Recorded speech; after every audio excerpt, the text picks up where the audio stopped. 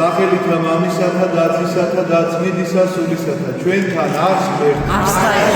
ყველას გილოცავთ დღევანდელ დღეს ღმერთმა მრავალს დაგასრულოთ თქვენ და სრულიად საქართველოს. მინდა დღევანდელი დღესასწაულის მნიშვნელობის შესახებ გითხრათ, რომელიც ძალიან ხშირად ჩვენი წარმოდგენების მიხედვით რაღაცა არასწორად ასოცირდება ხოლმე რაღაცა მოვლენებთან. ჩვენ გვაქვს ჩვენი ადამიანური წარმოდგენები რაღაცა გარკვეულ მოვლენებთან და აი ამ ადამიანური გონებით, ადამიანური ლოგიკით ვცდილობთ იმ საფრთხო, ესე იგი ნათლის, აი დღევანდელ ნათლზე გვექნება საუბარი, ნათლის დატევას, რომელიც არანაირად არ ჩაჯდება ამ საფრთხო ადამიანურ ლოგიკაში. როგორ შეიძლება ესე იგი ერთ კოვზე დაეტევოს ოკეანი დაახლოებით ესეთი შედარება შეიძლება მოვიყვანოთ.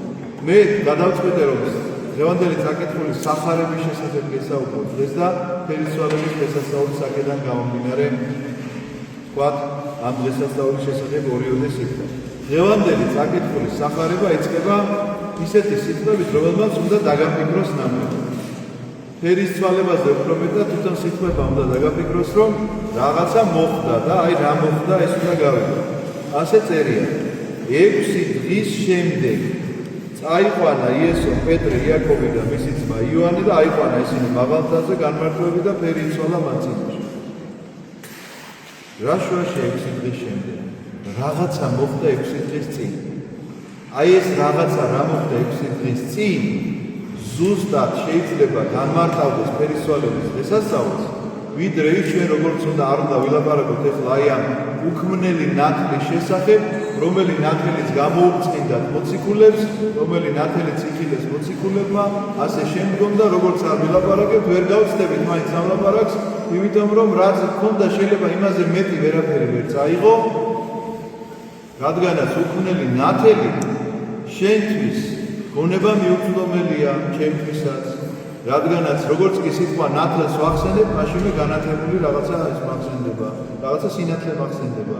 ზის სინათლე იქნება თუ ნატურის სინათლე იქნება თუ ის რა ქვია, ფანრის რამიშნულობა აქვს, რაღაცა ესეთი ჩემი გონება ასე აღიქვავს, ესეთ ასოციაციას აკეთებს. ამიტომაც მე გადავწყვეტე წაგიკითხოთ რა იყო 6 დღის წინ და ამის მიხედვით გავაგზავნოთ ლაპარაკი. დაიწყო იესომ გამხელა 6 დღის წინ რაც ხდება, ეხლა იმას გიგითხავთ, ეს მე-11 თავის 21 მუხლია, გამხელა მისი მოწაფეებისთვის, რომ უნდა წასულიყო იერუსალიმში და ვნებულიყო უხუცესებისა და მღვდელმთავრებისა და მწიგნობრებისაგან. მოკლულიყო და მესამე დღეს ამდგარიყო.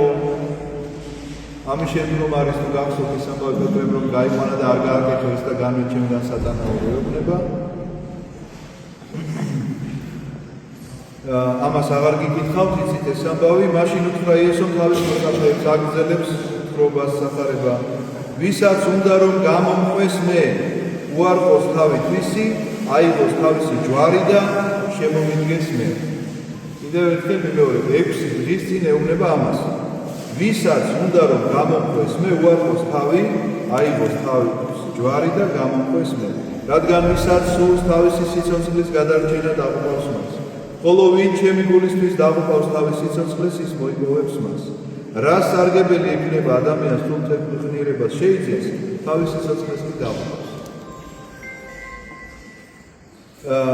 კარგი, ამ ტექსტს აღარ გავაგრძელებ, იმიტომ რომ შეიძლება დრო წაგვართოს, თუმცა ძალიან საინტერესოა და ნამდვილად სამშენებლოა, მაგრამ მე მინდა და თქვენი ცოდნადაც ზუსტად რა მოხდა 6 დღის წინ და რა. ეუბნება მათ ასეთ რამეს, რომ ვისაც სურს, ესე იგი, რომ მე გამომყვეს, უნდა უარყოს თავი და უნდა აღიღოს ჯვარი, მაგრამ აი სად უნდა გაყვეს, ეს ძალიან ძნელი გასაგებია.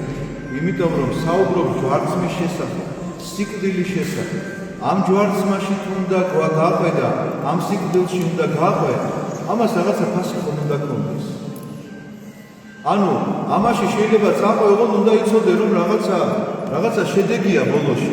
უაზროდ სიკვდილი ხომ აი რაღაცა უაზრობაა თვითონ სიტყვა ესე მიმეორებ ახლა ამ იგივე სიტყვას, მაგრამ აი უაზროდ სიკვდილი თუ გადაწყვეტა ადამიანმა და უაზროდ მოკვდა, აი რატო? მიზეზი ხომ შეიძლება იქნება, რომ რატო? აი უაზროდ რატო? ხვდები ადამიანი. რატომ თვითულობ ამ ჯვარს, რატომ თვითულობ აი ამ ასეთ სიმძიმეს, ასეთ წამებას, ასეთ უბედურებას. მაგრამ აი ამ უაზრობაში რომ არ დარჩენილიყო ადამიანი, აი ამ გაუგებრობაში რომ არ დარჩენილიყო ადამიანი და რომ სწოდნოდა რა ელოდება მას მომავალში, ამიტომაც მოხდა ის შემდგომში რაც მოხდა. და მოხდა რა? მათ იხილეს ის სინათლე, უქმნელი სინათლე, რომელიც სინათლეც იყო მათთვის ენით აღმოწერელი, რასაც ვერ მოყვება ადამიანი, ენით აღმოწერელი სიხარული, რომელმაც სიხარულმაც აბსოლუტურად დაავიწყდა მოციქულებს სად იყვნენ, რა მდგომარეობაში იყვნენ და რას ლაპარაკობდნენ ისიც კი, იმიტომ რომ პეტრე ისეთ რამეს ამბობს, რომელიც მინდა გითხრათ, რომ აბსოლუტურად შეუსაბამოა იქ ყოფობასთან. იმიტომ რომ ისეთი ბედნიერია, ისეთი სიხარულით არის სავსე, რომ ამბობს, რომ მოდი ავაშენოთ აქ სამი კარავი. ხაზზე არიან, ის წვერზე არიან რასულები და ხედავენ მაცხოვარს, რომელსაც მოსე და ელია იდგანან გვერდით და პეტრეს თავაზობს, რომ მოდი ახლა სამი კარავი ავაშენოთ, ერთი შენთვის, ერთი მოსესთვის, ერთი ელიასთვის და ჩვენ ავიდგინებით მთელი ცხოვრება. მთელი ცხოვრება, რაც კი შეიძლება რომ ვიყო და ვარსებობდე, აი ამ არსებობაში მინდა რომ ჭვრეტდე ამ სინათლეს, რომელსაც ახლა ვუყურებ, ამიტომ მზად ვარ დავრჩი აი ამ მთის წვერზე სამუდამოდ. სამუდამოდ. აი ესეთი გახლავთ აი ამ სინათლის შედეგი. ესეთი გახლავთ ჭვრეტელობა ღვთისა.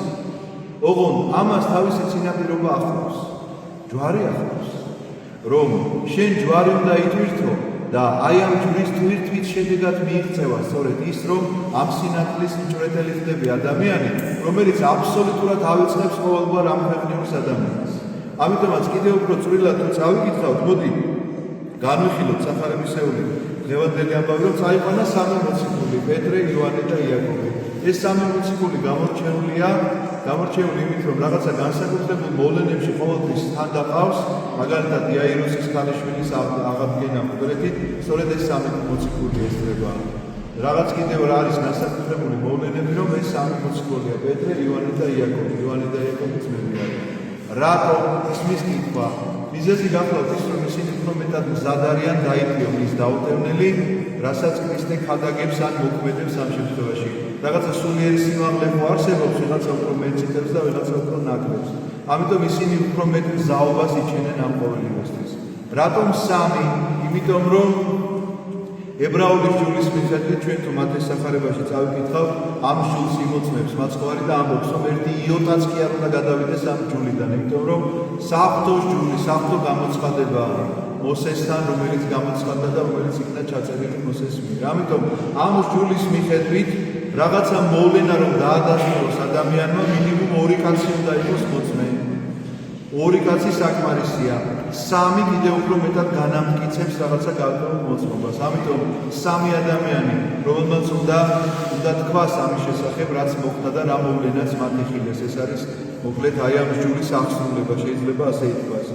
ილია და მოსე, რომლებიც არიან და ესაუბრებიან, რაზე ესაუბრებიან სხვათა შორის ჯვარცმის შესახებ ესაუბრებიან, რაც იხილეს მოციქულებმა. გახლავთ დადასტურება იმისა, რაზეც ბრალსდებდნენ ხშირად მაცხოვარს, რომ ეს იყო თითქოს რჯულის დამარღვეველი. რჯულის დამარღვეველი თუ იყო მოსე მასთან არ ელაპარაკებდა, იმიტომ რომ მოსე ჯულდებელია. მან ჩაიწერა რჯულის ყველა თითოეული კანონი, რომელიც ღვთისგან გამოცხადებით მიიღო. ამიტომ თუ ქრისტე რჯულს არღვევდა, მოსე მას ჯვარცმაზე კი არა, სწორედ ამ რჯულის დარღვევაზე დაელაპარაკებოდა, თუ კი ასეთი ხილვა ეკნებოდა მოციქულებს. ელია წინასწარმეტყველი, ეს გახლავთ ცოცხლად ატაცებული ზეცად, რომელსაც გარდაცვალება არ უხილავს. ამიტომაც არის თქმულება, გარდამოცემა, რომ ელია მეორედ მოსვლის წინ მოვა და მას მოკლავს ანტიქრისტე, რომ ის უნდა გარდაიცვალოს, ისე როგორც ყველა ადამიანი გადის ამ ქვეყნიდან სწორედ ამ სახით. ამიტომაც ჩემო ძვირფასებო, ნახეთ თითოეული ეს დეტალი თითქოს არაფერს ისეც არა, ამ დროს ძალიან ბევრ რამეს ამბობს. მოსე რჯულდებელია, ელია ცოცხლად ატაცებულია. მოსე ყველა მიწის რომ გარდაიცვალა და საფლავი სადაც დამარხეს, მერე კი ვეღარ იპოვეს, დაიკარგა, მაგრამ ნუ იციან რომ გარდაიცვალა ილია არ გარდაცვლილა ანუ ქრისტეს ელაპარაკებიან და როგორც უპირატესის ელაპარაკებიან ერთი არის უდიდესი წინასწარმეტყველთა შორის მეორე არის ესე იგი წინასწარმეტყველობის სკოლის დამაფუძნებელი საერთოდ ილია წინასწარმეტყველზე გეუბნებით და მაცხოვარი პირდაპირ ანიშნებს ერთი ხომ გარდაიცვალა მეორე არ გარდაცვლილა მაგრამ ის ღმერთია ცოცხალთა და მკვდართა ამიტომაც მოციქულებმა ეს უნდა იხილონ ეხლა იმ ნათლის შესახებ რომელი ნათელიც გამოუწყიდათ მათ და აი რაღაც ესე იგი ამ აგონიაშია შეიძლება ითქვას პეტრე და ამბობს ესეთ რამეს რომ სამი კარავი ავაშენოთ და სხვათა შორის ძალიან საინტერესოა რომ საკუთარ თავზე კი აღარ ფიქრობს ხოლოდ ეს სინათლე ხოლოდ ამ სინათლეს ჭრეტდეს ხოლოდ ეს სიხარული იყოს მის გულში ამ სინათლის ჭრეტელობისგან გამომდინარე და მიუხედავად იმისა რომ ღვთის წვერზეა და იქ ღამით საკმაოდ ცივა პეტრეს საერთოდ არ ახსოვს თავისი თავი კარვის აშენებას აპირებს მხოლოდ იქ სადაც ეს სინათლე შეიძლება იქნას დავანებული და თვითონ რა პირობებშიც არ უნდა იყოს ზად არის ამ პირობებში იყოს იცხოვროს და უყუროს და ჭრიტოს აი ეს სინათლე ამიტომაც ეს ძალიან მნიშვნელოვანია როდესაც პეტრე ამას ამბობს თვითონ არ იცოდა რას ამბობდაო როდესაც წერია ამის შემდგომ არის ხმა ზეციდან ღრუბელი რომელიც მოახლოვდა და ხმა გაისმა რომ ესე არის ზე ჩემი საყვარელი თანამედროვე ქართულად ესე არის ჩემი საყვარელი ზე რომელშიც არის ჩემი სათნოება ეს სიტყვები თქვენ უნდა იცოდეთ რომ კიდე ერთხელ იყო გაჟღერებული და თუ გახსოვთ იორდანეზე როდესაც ნათლისღების დღეს მაცხოვარი მოინათლა იოანე ნათლისმცემელმა წყალში ჩაიყვანა ზეციდან იყო ხმა ესე არის ზე ჩემი საყვარელი რომელშიც არის ჩემი სათნოება ოღონდ იქ დამთავრდა ეს წინადადება აქ გრძელდება წინადადება მას უსმინეთ იმიტომ რომ ნათლისღების დროს მას არც ერთი ქადაგება არ უნდა წარმოთქმული შესაბამისად როგორ უნდა მოესმინათ აი ახლა უკვე ქადაგება წარმოთქმულია მისი არაერთი სწავლება არის გაჟღერებული შესაბამისად მას უსმინეთ კიდევ ერთ რამეს მიანიშნებს რომ პეტრე რომელიც ინიციატივით გამოდის აქ კარვების აშენებისა რომ აქ დარჩნენ სამუდამოდ პეტრემაც უნდა უსმინოს იმ ხმას და რომელ ხმას რომ ჯვარცმა გარდაუვალია და შენც უნდა იპირთო შენი ჯვარი თუ გინდა რომ დარჩე ამ ნათლის ჭრეტაში აი ამ ხმას თუ არ ისმენ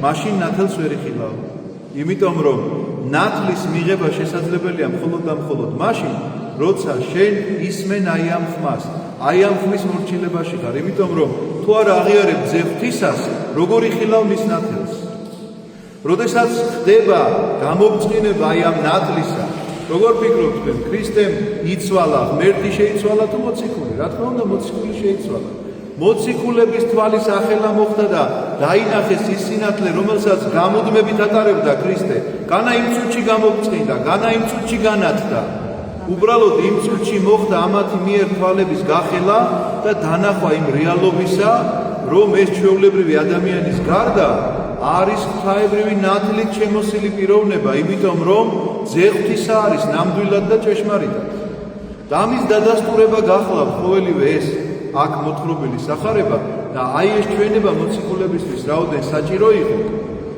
რომ ისინი ჯვარცმისთვის მომზადებულიყვნენ რომ იხილავდნენ უკიდურესად დამცირებულს უკიდურესად შეურაცხყოფილს უკიდურესად შეიძლება ითქვას უსუსურს იმიტომ რომ თითქოს არანაირი ძალა არ აქვს თავს რომ უშველოს საკუთარ თავს ჯვარცმულ მაცხოვარს მაშინ უნდა გახსენებოდათ სწორედ მისი ფერისცვალება და უნდა მიეღოთ ეს როგორც გარდაუვალი აუცილებლობა რომ ამ ადამიანს ვინმე კი არ მოერია ძალადობრივად და ასე კი არ გააკრეს ჯვარს არამედ მან თვითონ მისცა თავისი თავი ჯვარცმისთვის ის თვითონ დათანხმდა ამ ჯვარცმაზე და რომ არ დათანხმებულიყო ეს არ მოხდებოდა ვერ მოხდებოდა ვერც კი მიეკარებოდნენ ახლოსაც ვერ მივიდოდნენ მასთან ამიტომაც ეს უნდა ყოფილიყო მოციქულებისთვის სწავლება იმ დროს მაგრამ ახლა 21 საუკუნეში რა სწავლებაა ჩვენთვის